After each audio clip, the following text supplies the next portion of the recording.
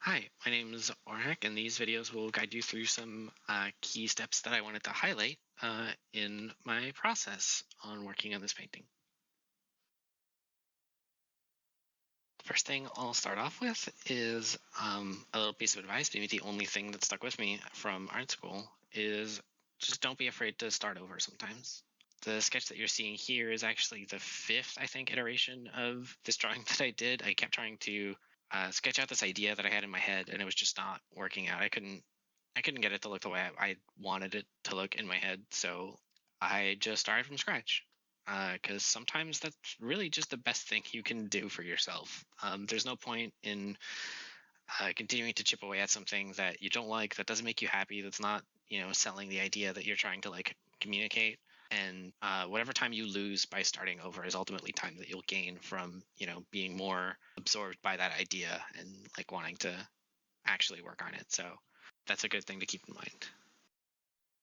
Next thing to think about is to think about contrast and colors in the painting. So when I'm working on like a bigger illustration like this, well, first of all, I zoom out as far as I can, within reason. I actually look at the navigator window in the top left that you see there, just as like a quick thumbnail reference of the thing I'm working on. I try to stay zoomed out so I don't end up getting accidentally lost in just trying to render detail when I shouldn't be rendering in detail. Not only is this zoomed out, but this is also like a much lower resolution version of this. Once I'm satisfied with the sketch, I scale up the thing and then actually start rendering properly.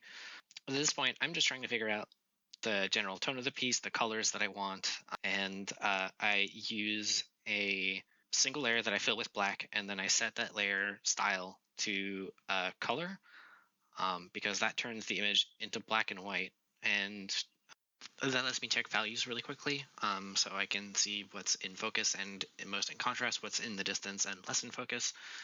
And I use this layer style trick to do it because using the built-in black and white tools in Photoshop or Clip Studio, like doing the Control-Shift-U shortcut, actually produces the wrong result. It's not accurate, like flattening of values. It kind of tries to do like a smart contrast adjustment.